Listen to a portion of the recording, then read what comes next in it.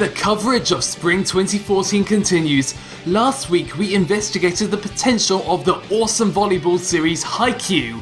So where can we go from here? Spring has a wide variety of interesting series to look at, but what could I possibly be covering today?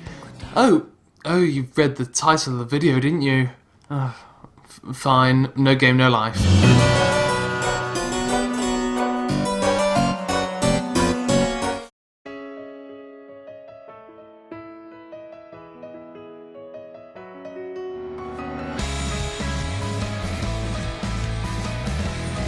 No Game No Life is actually I don't know what it is. I suppose it's an adventure, fantasy, comedy and ecchi anime based on a manga by Yu Kamiya. However, that's just a pen name, and he was actually born in Brazil, his real name being Tiago Furakawa Lucas, which is so much cooler. Yeah, the anime. It was made by Madhouse, who are responsible for such works as Summer Wars, the 2011 reboot of Hunter x Hunter, and Death Note, some really exemplary works there. In this review, we'll be looking at the first 3 episodes to determine the potential for the series further down the line. So without further ado, I present the Vital 3 review of No Game No Hype. I mean Life. I am conflicted. I saw 3 episodes of No Game No Life. I enjoyed 2 of them immensely, and I hated one so much that I considered dropping the series completely. No Game No Life starts with 2 hikikomoris, or shut-ins, who just spend their entire time playing video games. With extreme levels of skill, they're able to defeat everyone online, even controlling several characters at once. Because of their high level of skill in games and their removal from society, Tet, or God, invites them to a brand new fantasy world where everything is determined by games. Oh, haven't we heard this sort of story before? Characters get suddenly brought to a new world and they've got to work their way back home? Well, No Game No Life is kind of like that. The 2 protagonists do indeed get brought into a new world, but they have no desire to go home at all. Ostracized from society, unable to cope with the sheer randomness of life, they begin their new life in this new world. Now I want to break this down by episode. Episode 1, they go to a new world and the rules are explained. No violence, no warfare, you want to take over a country? Beat them at Monopoly or something. A really cool premise, and it was presented very well. Then episode 2 came and... what the fuck was this? I get it, I knew it would have ecchi elements from the very start, but when so much of this episode was just purely that, I felt like I had just wasted 20 minutes of my life. There was comedy to it, but it was presented in such a lackluster way and failed to make it blend in with the more serious aspects of the show. Which brings me to episode 3, the pinnacle of the Vital 3. After episode 2, I needed to be convinced to watch this, being promised that it would revitalise my enthusiasm.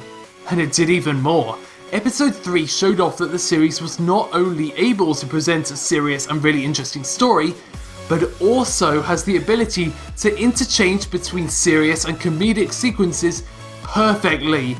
Episode 1 was serious, episode 2 was comedic and ecchi bullshit, and episode 3 was the ultimate blend.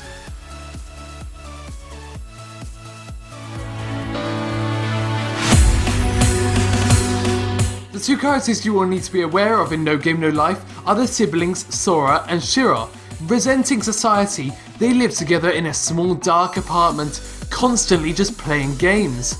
Then, as they get sent to this new fantasy world, they immediately take it in their stride, and, as I mentioned earlier, have no desire to go home. So they dive in, start beating everyone at games using tricks and strategy, twisting the rules and finding the holes. This is their ideal world. They're the kings here. Literally. That's right, from the very start, Sora is looking for power.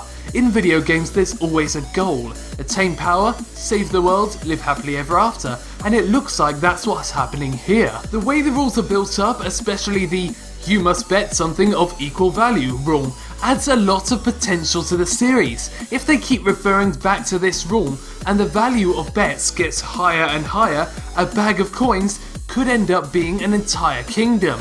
This element of scale is something that's really important, and Sora encompasses this brilliantly. Being a similar character to Lelouch from Code Geass and Light from Death Note, he is highly manipulative, intelligent, and constantly thinks outside the box. A really brilliant character that has the potential to make this series truly exemplary. If he wasn't held up by Shiro, I'm not even going to try and level or balance my argument here. She's pointless. I'd quite like it if they killed her off early to give Sora more of a motivation. Please, do it quickly. Quiet characters do have a place in anime. There's so many different roles that can be fulfilled that don't necessarily need a lot of dialogue or emotion. But when you turn a character into this, when you completely remove a character's independence and make them reliant on the main lead character to the point that she could be replaced by a talking cat and have the same significance to the story, there's seriously something wrong. The side characters feel fleeting. There's been almost zero development for any of them. I mentioned in my Haikyuu review that the other characters involved hadn't been explored much, but it's still miles ahead of No Game No Life. I expect this to be more prevalent later along the line, but if not, you've got a series that leaves little room for character building, following two characters who don't really do much different. So more primary side characters are not just wanted, but needed.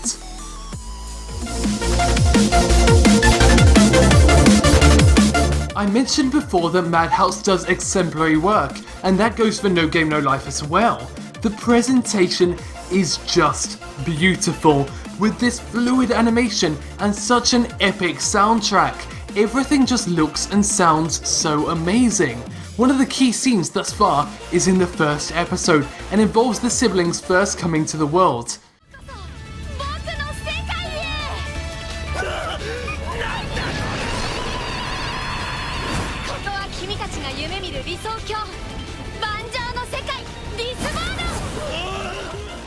It was amazing. The Madhouse selected this moment to impress viewers, and hell did it impress me. The visuals in this world are all surrounded with this red outline, accentuating that this is a fantasy world, and completely different from the normal world, where all the characters are outlined with blue.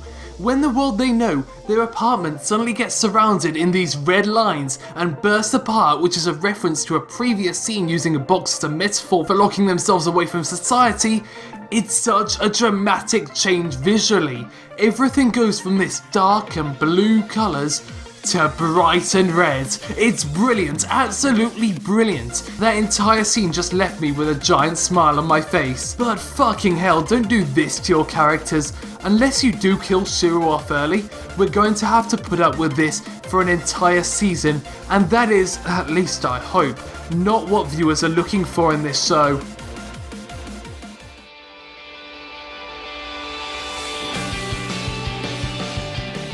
No Game No Life has the potential to be the best show this season, but I do think that certain things hold it back, and it puts it at a lower place for me. It has all the right elements to be absolutely brilliant, but it's not using them to their full potential. So the verdict for No Game No Life is continue watching with reluctance. I really want this to be great, but I am really worried that I will just be disappointed. I don't want any more episode 2s. I want loads more of episode 1s and 3s. And that wraps up another Vital 3. If you want to see some more opinions on No Game No Life, then it's your lucky day, because 2 other Anime Galaxy members have produced first impressions videos on it, which you can navigate to now by following the annotations on screen.